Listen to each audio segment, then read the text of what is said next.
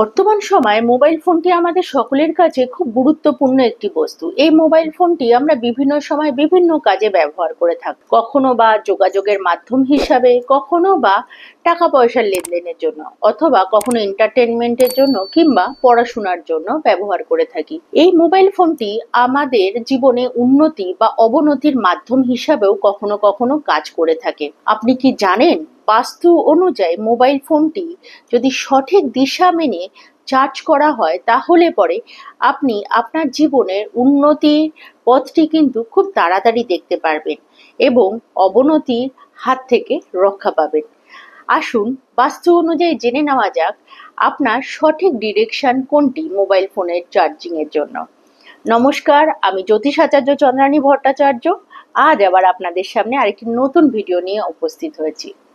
বাস্তুশাস্ত্র অনুযায়ী বিভিন্ন দিকগুলো এক একটি শক্তি প্রবাহের কেন্দ্র বা বিভিন্ন এনার্জি ফ্লো করে থাকে এবং সেই এনার্জিগুলোকে যদি আমরা সঠিকভাবে আমাদের জীবনে প্রয়োগ করতে পারি তাহলে পরে আমাদের জীবনের যেটি আমরা অ্যাচিভ করতে চাইছি সেটা খুব সহজে এবং তাড়াতাড়ি আমরা সেটা প্রাপ্ত করতে পারবো। তাই জন্য আপনি আপনার মোবাইল ফোনটিকে যদি সঠিক দিক মেনে আপনি চার্জে বসান তাহলে পরে আপনার জীবনে যেই জিনিসটিকে আপনি চাইছেন সেই জিনিসটিকে কিন্তু আপনি খুব সহজে প্রাপ্ত করতে পারবেন। বাস্তুশাস্ত্র অনুযায়ী বিভিন্ন সময় বিভিন্ন ডিরেকশনে বিভিন্ন বস্তুর প্লেসমেন্ট করা হয়ে থাকে। সেই অনুযায়ী আমাদের জীবনে কিছু পজিটিভ বা নেগেটিভ ইম্প্যাক্ট পড়ে থাকে। সেই প্রকার আপনি আপনার মোবাইল ফোনটিকে আপনার বাড়ির কোন জোনে বা কোন ডিরেকশনে আপনি চার্জিং পয়েন্টে বসাচ্ছেন সেই অনুযায়ী কিছু পজিটিভ বা নেগেটিভ ইম্প্যাক্ট কিন্তু সেই বস্তুটির দ্বারা আপনার জীবনে পড়তে পারে।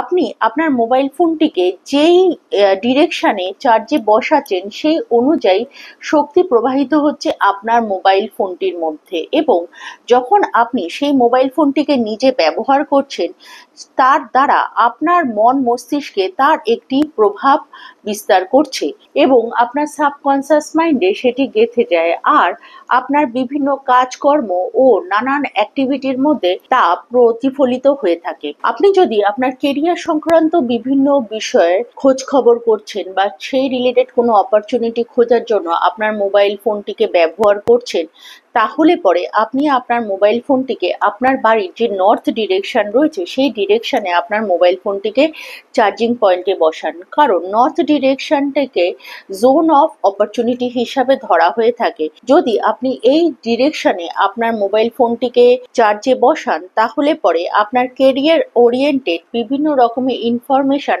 আপনার মোবাইলের অ্যালগোরিদমে ধরা দেবে। আপনি কি এমন কোনো কাজ করছেন যে কাজের মধ্যে দিয়ে আপনাকে বিভিন্ন সময় সোশ্যালাইজ হতে হয় অথবা একই সাথে অনেক মানুষকে নিয়ে চলতে হয়, তাহলে পরে আপনি আপনার মোবাইল ফোনটিকে আপনার বাড়ির ইস্ট যে ডিরেকশনটি রয়েছে সেই ডিরেকশনটিতে আপনি আপনার মোবাইল ফোনটিকে চার্জে বসান।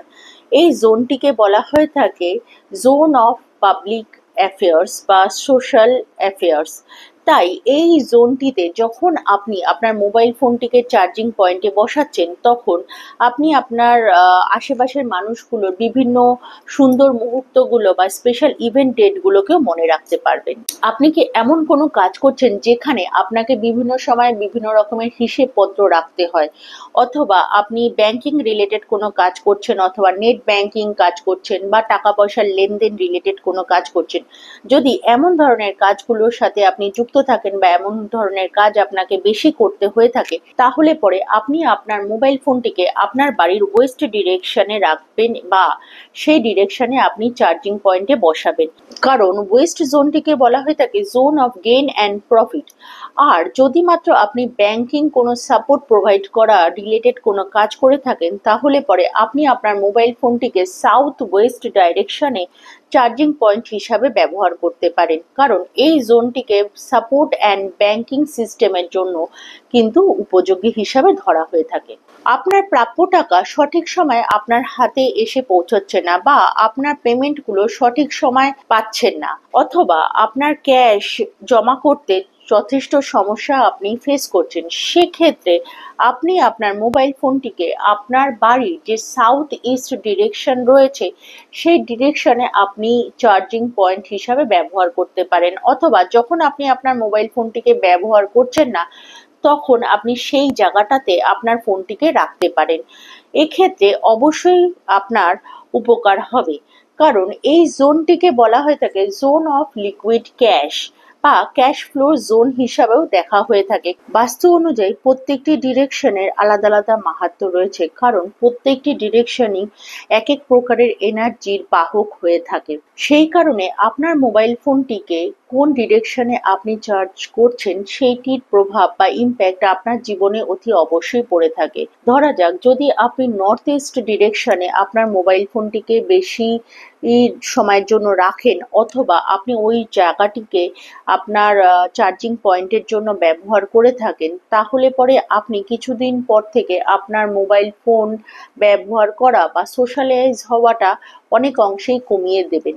সেটি কিন্তু এই ডিরেকশনের যে এনার্জিটা রয়েছে সেই অনুযায়ী হতে পারে। ঠিক সেই রকম সাউথ সাউথ ওয়েস্ট ডিরেকশনে যদি আপনি আপনার মোবাইল ফোনটিকে বেশি সময়ের জন্য রাখেন, বা এই ডিরেকশনে যদি আপনি আপনার ফোনটিকে চার্জিং পয়েন্ট হিসাবে ব্যবহার করেন, তাহলে পরে আপনি আপনার মোবাইলের দ্বারা অনেক বেশি অনলাইন শপিং করবেন, বা আপনার অনলাইন শপিং এর মাধ্যমে অনেক সময় আপনার অর্থ অপচয় হচ্ছে বলে আপনার মনে হতে পারে।